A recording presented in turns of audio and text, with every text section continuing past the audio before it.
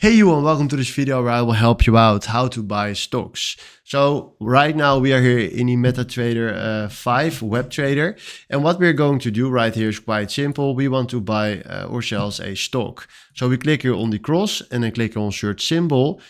Click on stocks, select right here the country where you want to buy in, or where the stock is from.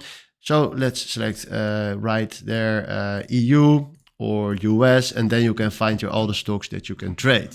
You can also search right here, for example, Tesla. Click on Tesla, and then you have it right here on the chart. Then right now we click on new order, select right here the volume that you want to buy. We want to buy 1 Tesla share. You can put a stop loss on it or a take profit if you want to do that. And then right now, if you click on buy, you can buy yourselves a position of Tesla.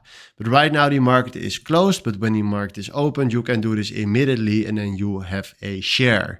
So this is how you can buy stocks right here on VT markets. Hopefully this was the video where I was looking for. Thanks for watching and have a wonderful day.